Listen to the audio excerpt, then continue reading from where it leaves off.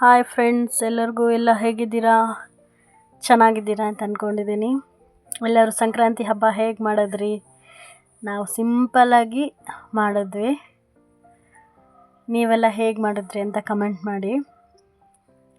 ಬೆಳಗ್ಗೆ ಎದ್ದು ಪೂಜೆ ಒಂದು ಮಾಡಿಬಿಟ್ಟು ಎಳ್ಳು ಬೆಲ್ಲ ತಿಂದ್ಬಿಟ್ಟು ಎಳ್ಳು ಬೆಲ್ಲ ಮಾಡಿದ್ದೆ. ಎಳ್ಳು ಬೆಲ್ಲನ ದೇವ್ರಿಗಿಟ್ಟು ಕಬ್ಬು ಇಟ್ಟು ಪೂಜೆ ಮಾಡಿ ಎಲ್ಲರಿಗೂ ಸಂಕ್ರಾಂತಿ ಹಬ್ಬದ ಶುಭಾಶಯಗಳು ಫ್ರೆಂಡ್ಸ್. ಎಳ್ಳು ಬೆಲ್ಲ ಇಟ್ಟು ಪೂಜೆ ಮಾಡಿದ್ವಿ.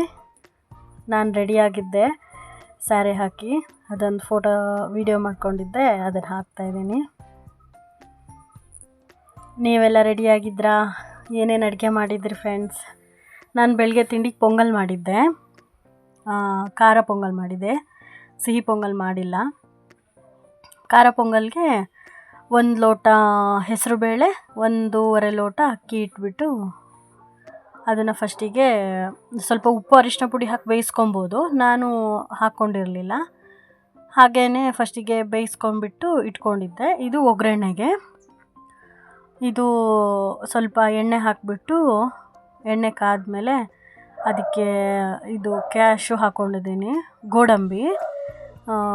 ಗೋಡಂಬಿ ನಾನು ಬೇಬಿ ಕ್ಯಾಶು ಬರುತ್ತಲ್ಲ ಪುಡಿ, ಅದು ಹಾಕ್ಕೊಂಡಿದ್ದೀನಿ.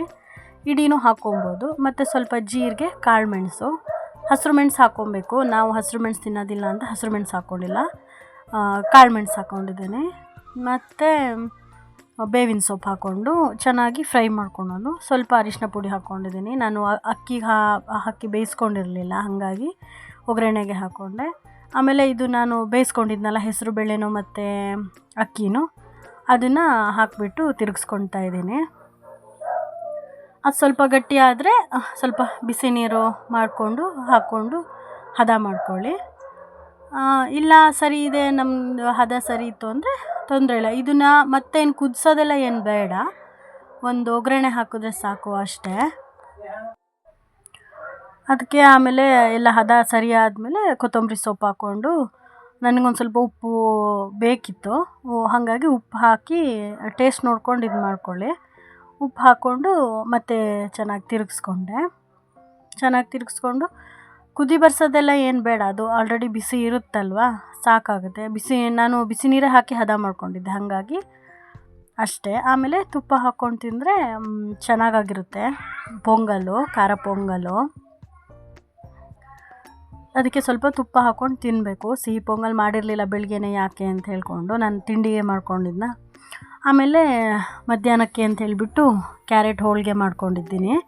ಕ್ಯಾರೆಟ್ ಹೋಳಿಗೆ ಹೆಂಗೆ ಮಾಡೋದು ಅಂತಂದರೆ, ನಾರ್ಮಲ್ಲು ಹೋಳಿಗೆಗಳಿಗೆ ಹೇಗೆ ನೀವು ಮೈದಾ ಹಿಟ್ಟು ಕಲಿಸ್ಕೊಳ್ತೀರ ಹಾಗೆ ಸ್ವಲ್ಪ ಉಪ್ಪು, ಸ್ವಲ್ಪ ಅರಿಶಿನ ಪುಡಿ, ಸ್ವಲ್ಪ ಚೂರು ಅದು ಹೋಳಿಗೆದು ಇದು ಹಿಟ್ಟು ಬರುತ್ತಲ್ಲ ಸ್ವಲ್ಪ ಸಿಹಿ ಇರಬೇಕು, ಹಾಗಾಗಿ ಸ್ವಲ್ಪ ಲೈಟಾಗಿ ಒಂದು ಸ್ವಲ್ಪ ಸಕ್ಕರೆ ಹಾಕ್ಕೊಂಡಿದ್ದೀನಿ. ಆಮೇಲೆ ನೀರು ಹಾಕ್ಕೊಂಡು ಕಲಿಸ್ಕೊಳೋದು. ತುಂಬ ಗಟ್ಟಿ ಕಲಿಸ್ಕೊಬಾರ್ದು, ಹಾಗಂತ ತುಂಬ ಮೆದುನೂ ಕಲಿಸ್ಕೊಬಾರ್ದು, ಮೀಡಿಯಮಾಗಿ ಕಲಿಸ್ಕೊಬೇಕು. ಫಸ್ಟಿಗೆ ನೀರೆಲ್ಲ ಹಾಕ್ಕೊಂಡು ಚೆನ್ನಾಗಿ ಕಲಿಸ್ಕೊಂಡು ಹದ ಮಾಡ್ಕೊಂಡಾದ್ಮೇಲೆ ಎಣ್ಣೆ ಹಾಕಿಬಿಟ್ಟು ಕಲಿಸ್ಕೊಂಡು ಒಂದು ಗಂಟೆನಾದ್ರೂ ಬಿಡಬೇಕು, ಒಂದು ಅರ್ಧ ಗಂಟೆ ಇಲ್ಲ 1 ಗಂಟೆ. ಇಲ್ಲಾಂದರೆ ಮಧ್ಯಾಹ್ನ ಹಿಟ್ಟು ಕಲಸಿಟ್ರೆ ಸಾಯಂಕಾಲ ಮಾಡೋಕ್ಕೂ ಚೆನ್ನಾಗಾಗುತ್ತೆ. ಆ ಥರ ಸ್ವಲ್ಪ ಟೈಮ್ ಬೇಕು ಇದು ಮೈದಾ ಹಿಟ್ಟು ಚೆನ್ನಾಗಿ ಹದ ಬರೋಕ್ಕೆ. ಚೆಂದ ಕಲಸಿ ಎಣ್ಣೆ ಹಾಕ್ಬಿಟ್ಟು ಚೆನ್ನಾಗಿ ಕಲಿಸ್ಕೊಂಡ್ಬಿಟ್ಟು ಇಟ್ಕೊಬೇಕು. ಚೆಂದ ತುಂಬ ನಾದ್ಕೊಬೇಕು ಸ್ಮೂತ್ ಆಗೋ ಥರ. ಆಮೇಲೆ ಇದು ಕ್ಯಾರೆಟಿಂದು ಹೋಳಿಗೆ ಮಾಡ್ತಿರೋದ್ರಿಂದ ಫಸ್ಟ್ ಕ್ಯಾರೆಟನ್ನ ಸಿಪ್ಪೆ ತಕ್ಕೊಂಡು ಹೆಚ್ಕೊಂಡು, ಇಲ್ಲ ತುರಿದುನಾದರೂ ಆಗುತ್ತೆ, ಮಿಕ್ಸಿ ಜಾರ್ಗೆ ಹಾಕ್ಕೊಂಡು ಮಿಕ್ಸಿ ಮಾಡ್ಕೊಬೇಕು. ಆಮೇಲೆ ಸ್ವಲ್ಪ ಕಾಯಿ ತೊಗೊಂಡಿದ್ದೀನಿ, 1-2 ಸ್ಪೂನು ರವೆ. ಫಸ್ಟಿಗೆ ಬೆಲ್ಲ ಮತ್ತು ಇದು ಕೊಬ್ಬರಿ